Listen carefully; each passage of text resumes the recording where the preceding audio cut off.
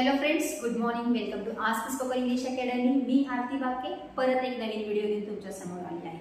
आतापर्यंत आपण 14 फळीचे, त्याच्यानंतर क्रच्या 14 फळीचे स्पेलिंग कसं करायचं हे शिकलेलं आहे, ज्याच्यामध्ये 13 स्वर पहिल्यांदा बघितले, आहाचं होत नाही त्यामुळे ते बघितलं नाही. त्याच्यानंतर क्रची 12 फळी शिकत असताना 3 प्रकारे स्पेलिंग करायचं बघितलं आपण. पोटात रेघ असणारे म्हणजेच रकाराचे, रफाराचे आणि जर खाली वाटी असेल तर त्याचे स्पेलिंग कसे होतात. आज आपण बघणार आहे जोडाक्षर कसे तयार होतात. जोड अक्षर म्हणजे काय, जोडलेली अक्षर आहेत. अक्षर इन द सेन्स आपला फोकस करायचा आहे कॉन्सोनंट. जेव्हा आपण एखादं वर्ड तयार करत असतो, जेव्हा लागोपाठ 2 कॉन्सोनंट एकत्र येतात त्याला म्हटलं जातं जोडाक्षर. आपण जोडाक्षर तयार कसं करायचं ते बघूया. जेव्हा आपण स्पेलिंग करत होतो तेव्हा आपण कंपल्सरी बघितलेलं आहे की कॉन्सोनंट नंतर वोवल येणं खूप गरजेचं आहे, बरोबर आहे. पण जेव्हा आता आपण जोडाक्षरचं करणार आहे तेव्हा मात्र 2 किंवा 3 कॉन्सोनंट सलग येणार आहे आणि मग त्याच्यानंतर येणार आहे वोवल. इवन जेव्हा आपण क्रच्या 14 फळीची स्पेलिंग केलेली आहे तेव्हा सुद्धा आपण कंपल्सरी 2 कॉन्सोनंट बघितलेले आहेत, पण त्याच्यामध्ये कंपल्शन होतं की आर येणं गरजेचं होतं. पण आता जे जोडाक्षर आपण शिकणार आहे त्याच्यामध्ये असं काहीच कंपल्शन नाहीये की फक्त रच यायला पाहिजे. र वापरून जे काही आपण स्पेलिंग तयार केलेले आहे ते सुद्धा जोडाक्षरच होते, बट कॉमन त्याच्यामध्ये एक होता, तो म्हणजे आर कॉन्सोनंट. आता मात्र जे आपण जोडाक्षर शिकणार आहे त्याच्यामध्ये दोन्ही कॉन्सोनंट एकच लेटर असू शकतो, जसं की चिक्कू. क ला क लागलेला आहे, दोन्ही कॉन्सोनंट सेम आहे. किंवा दोन्ही कॉन्सोनंट वेगळे असू शकतात, जसं की अस्लम मध्ये स ला ल लागले, दोन्ही वेगळे आहेत. म्हणजे दोन्ही कॉन्सोनंट सेम ही असू शकतात किंवा वेगळेही असू शकतात, डिपेंड्स अपॉन दॅट नेम किंवा दॅट स्पेलिंगवर अवलंबून आहे. जो आपण वर्ड घेतो त्याच्यावर आहे.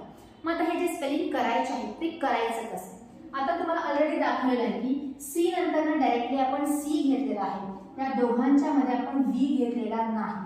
म्हणजे जेव्हा जोडाक्षर असतात तेव्हा लागोपाठ दोन्हीही सी येणं गरजेचं आहे आणि ते 2 मिळून जेव्हा तो तयार झालेला आहे त्याच्या सोबत जो वर्ड लागलेला आहे, व म्हणजे काय, व्ही म्हणजे काय, वोवल लागलेला आहे. स्वर कोणता आहे, जसे की पूर्ण असेल तर ए घ्या, काना असेल तर ए घ्या, उकार असेल तर यू घ्या. हे कुणाला लागणार आहे, जे लागोपाठ दोन्हीही आलेले आहे त्याच्यानंतर एक्झॅक्टली मध्ये नाही. 2 कॉन्सोनंट जोडूनच येणं गरजेचं आहे. आपण थोडेसे मराठीमध्ये नावं आडनावांची पहिल्यांदा प्रॅक्टिस बघूया, कशी करू शकतो स्पेलिंग ते बघूया. त्याच्यानंतर इंग्लिश मध्ये कोणते आहेत ते बघूया. First will see the names of Marathi, जसे की स्मिता. ह्याच्यामध्ये स आणि म दोन्ही लागोपाठ आले, एकमेकांना लागून आले. कसं झालं मग, स ला लगेचच म लागलाय आणि मग आहे वेलांटी. दोघांना मिळूनच वेलांटी आहे, फक्त स ला आहे का नाही, स ला म लागून स्म झालाय आणि त्याला वेलांटी लागल्यामुळे झालं ते स्मी. त्याच्यानंतर आहे त आणि त्याला लागलेला आहे आ हा स्वर. तो स्पेलिंग झाला. स साठी आपण इंग्लिश मध्ये एस वापरतो, म साठी एम वापरलं जातं, पहिली वेलांटी आहे म्हणून आय. त साठी आपण टी यूज करतो आणि काना आहे म्हणून ए. स्मिता. इथं स नंतर म तुम्हाला लगेच दिसत असेल. जर चुकून तुम्ही वेलांटी स ला लावला आणि परत म ला पण वेलांटी लावला तर का सीमिता. आपल्याला सीमिता पाहिजे का, of course not. What we want, Smita. हे दोन्हीही जे आहेत मिळून आलेले आहेत, त्या दोघांना मिळून वेलांटी लागलेली आहे. स ला वेगळी म ला वेगळी वेलांटी लागलेली नाही, त्यामुळे हे स्पेलिंग काय आहे, चुकीचं आहे. जोडाक्षर करत असताना 2 सी लागोपाठ जवळजवळ एकानंतर एक येणं गरजेचं आहे, मगच ते काय होणार आहे, पूर्ण होणार आहे. अजून बघूयात, उल्हास. उल्हास मध्ये ल ला ह लागलेला आहे, बरोबर आहे. म्हणजे ल ह हे दोन्ही मिळून आल्यामुळे इथं जोडाक्षर तुम्हाला दिसते लहा. ऊ साठी आपण ऊज यूज करतो कारण तो स्वर आहे आणि स्टार्टिंगला आहे, त्यामुळे कुठलाही इथं कॉन्सोनंट येणार नाही. देन ल ला ह लागलेला आहे, ल नंतर लगेच ह येईल. काना आहे आणि शेवटी आहे स, त्यामुळे ऊ साठी आपण वापरतो यू, ल साठी एल, ह साठी एच, आ साठी ए आणि परत एस. उल्हास. ल नंतर एच लगेच यूज केलेला आहे, दोघांच्या मध्ये आपण वोवल वापरला नाही. त्याच्यानंतर ना स्मरण, अगेन स ला म लागलेला आहे, पूर्ण आहे, र पूर्ण आहे आणि मग न. त्याच्यानंतर ना चिक्कू, आता ह्याच्यामध्ये क ला क दोन्ही लागलेले आहे. त्याच्यानंतर अक्कल, अगेन क ला क लागलेला आहे. व्यापार, व ला य लागलेला आहे, काना आहे, प ला काना आहे आणि मग आ. व्यवसाय, व ला य लागलेला आहे, पूर्ण झालाय, परत व आहे, मोठा शब्द आहे त्यामुळे दोन फोड केलेले आहेत, त्यामुळे वी नंतर ए येणार नाही. देन स ला काना आणि मग य. प्रश्न, श ला न लागलेला आहे आणि परत प ला र लागलेला आहे. प्र, पी आर ए, प्र, श साठी एस एच, एन, शेवटचा अक्षर जर जोडाक्षर असेल मराठीमध्ये तर कंपल्सरी आपल्याला घ्यायचा आहे ए हा स्वर. उत्तर, यू, टी ला टी पूर्ण झाला आहे म्हणून ए, नंतर आहे आर. टी ला टी लागले, एस एच ला एन लागले, व्ही ला वाय लागले, व्ही ला वाय लागले. हे सगळे काय आहे, जोडाक्षर आहे. जसे की वैष्णवी, वैष्णवीमध्ये व ला दोन मात्रे आहेत म्हणून ए आलेला आहे, पहिल्यांदा श आहे म्हणून एस एच, नंतर न आहे म्हणून एन, पूर्ण झाला आहे म्हणून ए, व साठी वापरतो व्ही. दुसरी वेलांटी जरी असली तरी पण आपण पहिल्या वेलांटीचा नियम बघितलाय आर. जर कसं झालं हे जर बघायचं असेल तर तुम्ही पहिली वेलांटी दुसरी वेलांटीचा व्हिडिओ डिटेलमध्ये बघू शकता. त्याच्यानंतर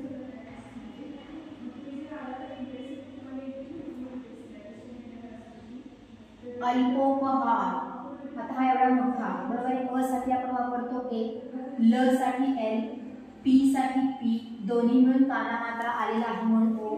देन अगेन प पूर्ण झालेला आहे, ह ला काना आहे आणि आर. म्हणजे काय, एल ला प लागले. म्हणजे जोडाक्षर करत असताना दोन कॉन्सोनंट तुम्हाला प्रत्येक ठिकाणी दिसणार आहे आणि मग त्यांच्यामध्ये आपण कोणताही वोवल घेणार नाहीये आणि मग त्याचे स्पेलिंग होणार आहे. आता तीनचा कोणता आहे तर राष्ट्रमध्ये बघा, राष्ट्रमध्ये श ला ट लागले आणि परत र पण आहे. सो स्पेलिंग कसं झालेलं आहे, R A S H T R A, स्ट्र, श ट र असे तीन काय आहे त्याच्यामध्ये कॉन्सोनंट्स एकानंतर एक आलेले आहेत आणि शेवटचा अक्षर जोडाक्षर असल्यामुळे आपण तिथं काय यूज केलेलं आहे ए. तर अशा प्रकारच्या स्पेलिंगचं काय करायचं तुम्हाला प्रॅक्टिस करायची आहे. हे झाले आता मराठीमध्ये वर्ड्स. असे कितीतरी वर्ड्स इंग्लिशमध्ये आहेत जे जोडाक्षर आहेत, ते कोणते आहेत त्याची आपण एक लिस्ट बघूया. म्हणजे तुम्हाला रीडिंग रायटिंग करत असताना कसं हे वापरलेलं आहे, कशा प्रकारे स्पेलिंग झालेलं आहे हे कळेल. Now will see some examples. इंग्लिशमध्ये जे वर्ड्स आहेत ते कोणकोणते आहेत त्याच्यात ते बघूया, ज्याच्यामध्ये 2 सी किंवा 3 सी लागोपाठ येणार आहे. फॉर एक्झाम्पल इलेक्ट्रिक, ह्याच्यामध्ये सी नंतर टी आणि आर अशी 3 काय आलेले आहेत कॉन्सोनंट्स आहेत. ब्रोकर, ब्रोकरमध्ये बी नंतर आर आलेला आहे. फ्रॉम, फ्रॉम मध्ये एफ नंतर आर आलेला आहे. प्रत्येक जे वर्ड्स मी इथे लिहिलेले आहेत तिथे कंपल्सरी 2-2 कॉन्सोनंट्स आहेत. फक्त आपण वर्ड्स रीड करूया. तुम्ही त्याच्यामध्ये काय करायचं आहे, स्क्रीनशॉट काढा, लिहून काढी, अंडरलाईन करा की कोणकोणते वर्ड्स आपण लिहित असताना 2 कॉन्सोनंट्स लागोपाठ घेतले. Crash, flexible, smell, plate, smart, fly, steel, gold, minister, Camlin, Wednesday, Thursday, public, student, English, March. मी जिथं पेन ठेवते मार्कर तिथं ऑलमोस्ट जिथं 2 कॉन्सोनंट्स एकत्र आले तिथंच ठेवते. ॲज अ वर्ड म्हणून मी ठेवत नाहीये, तर जिथं आपण जोडाक्षर वापरलेलं आहे तिथंच ठेवते. If you see properly. Jump, what, play, confuse, basket, clever, silver, ask, fluent, task, skill, healthy, include, drink, climb, bronze, next, test, story, alphabet, field, include, healthy. पीपलमध्ये बघा PLE आहे. कंट्रोल, इफेक्ट, जर्नी, क्रिकेटमध्ये पहिल्यांदा CR पण आहे, परत CK पण आहे. Sold, bold, honest, width, smooth, stone, build, master, brown, black, bulb, plain आणि ग्राफ. आता जिथे जिथे मी पेन ठेवलेला आहे, मार्कर पॉइंट केलेला आहे, तिथे सगळीकडे काय दिसतं तुम्हाला? आयदर 2 कॉन्सोनंट और 3 कॉन्सोनंट्स. म्हणजे इंग्लिशमध्ये सुद्धा भरपूर सारे वर्ड्स तुम्हाला मिळतील जिथं आपण जोडाक्षर केलेले आहेत.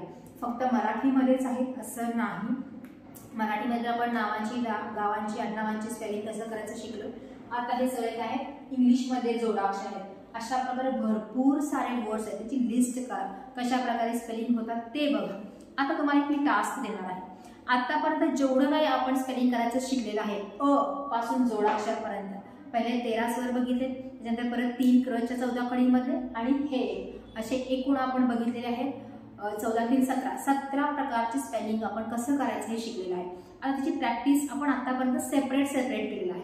पण सगळ्या गोष्टी सेपरेट लिहित असलो का आपण? नाही. In generally reading, writing, speaking करत असताना सगळं कॉम्बिनेशनमध्ये येत असतं. So what you are going to do, काय करायचं आहे? न्यूजपेपर सगळ्यांकडे असतो मराठीचा, बरोबर? त्याचा कोणताही एक पॅराग्राफ आहे ना कट करायचा आणि तुमची जी वहीचं पान आहे त्याला एका ठिकाणी स्टेपल किंवा चिटकवायचं आहे. आणि जे काही मराठीमध्ये आहे ते सगळं तुम्हाला इंग्लिशमध्ये लिहिण्याचा प्रयत्न करायचा.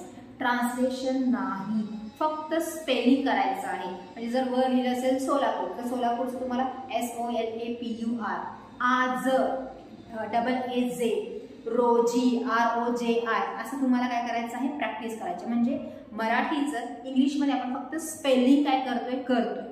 हे करत असताना त्याच्यामध्ये प्रत्येक जे काही स्वर आतापर्यंत शिकलेले आहेत ते सगळे इन्क्लुडेड असणार आहेत. सेपरेट येणार आहेत का? नाही. कुठल्याही वाक्यामध्ये तुम्हाला जोडाक्षर दिसू शकतो, कधी वेलांटी दिसेल, कधी उकार दिसेल. तर अशा प्रकारे प्रॅक्टिस करायची. ज्यांना खूप स्पेलिंग मिस्टेक्स होतात तरी कंपल्सरी दररोज हे करायचंच, एक 8-15 दिवस तरी. मग तुम्हाला नंतर त्याच्यामध्ये सुधारणा दिसणार आहे. असं होणार नाही की मी एखादं टॉपिक शिकवले आणि तुमचं लगेच स्पेलिंग मिस्टेक्स कमी झाले तुम्ही व्यवस्थित लिहायला लागत, असं होणार नाही. त्याच्यासाठी प्रॅक्टिस करावी लागणार आहे. आणि आत्ता जे तुम्हाला टास्क सांगितले तो खूप इफेक्टिव्ह आहे.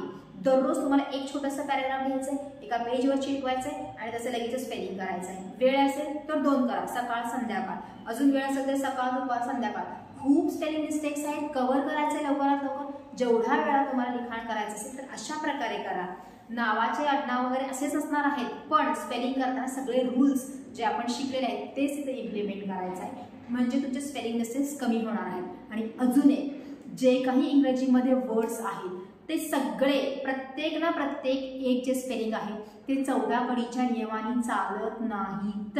मोरोवर जास्तीत जास्त चालतात, पण असे कितीतरी वर्ड्स आहेत ज्यांचे स्वतःचे रूल्स आहेत, किंवा असे काही वर्ड्स आहेत की त्यांचा उच्चारच वेगळा होतो, अर्थच वेगळा होतो आणि स्पेलिंग पण वेगळा आहे. तर अशा प्रकारचे जे वर्ड्स आहेत ते रीडिंग आणि रायटिंगनीच होणार आहेत. मी तुम्हाला जे आता स्वरांचा वापर करून स्पेलिंग करायचं शिकवलेलं आहे त्याचाच वापर प्रत्येक ठिकाणी होतोच असा नाही, पण ऑलमोस्ट 90% म्हटलं तरी पण ह्याच स्पेलिंगच्या रूलनी होणार आहे. पण जे काही 10% इंग्रजीमध्ये वर्ड्स आहेत ते मात्र तुम्हाला रीडिंग आणि रायटिंग ह्या 2 गोष्टींमुळेच शिकायचे आहेत. खूप सारे आहेत जे 14 कडीच्या नियमाने चालत नाहीत, तर ते स्वतः आहेत. जसं की कलरचा स्पेलिंग बघा, COLOUR. इथं कुठंच तुम्हाला 12 कडीचा एक सुद्धा नियम दिसणार नाही, 14 कडीचा एक सुद्धा नियम दिसणार नाही. मग काय करायचं आहे? तर असे काही एक्सेप्शन जे आहेत ते वर्ड्सचे त्याचं स्वतः रीडिंग आणि रायटिंग करायचं आहे. जेवढा हाताखालून जाईल तेवढे तुमचे स्पेलिंग मिस्टेक्स कमी होणार आहेत. So this is for today. आता आपला हा जो टॉपिक आहे इथंपर्यंत सगळे स्पेलिंग कसं करायचं पूर्ण टॉपिक कव्हर झालेला आहे. अ पासून पहिल्यांदा आपण कॉन्सोनंट व्होवल बघितलेले आहे, तिथपासून ते जोडाक्षरापर्यंत सगळे स्पेलिंग मिस्टेक कमी होण्यासाठी लागणाऱ्या सगळ्या गोष्टी मी तुम्हाला शिकवलेल्या आहेत. फक्त राहता भाग तुमचा जो की तुम्हाला प्रॅक्टिस करायची आहे. जास्तीत जास्त प्रॅक्टिस करा आणि स्पेलिंग मिस्टेक्स कमी करा आणि शुद्ध लिहिण्याचा प्रयत्न करा. थँक्यू.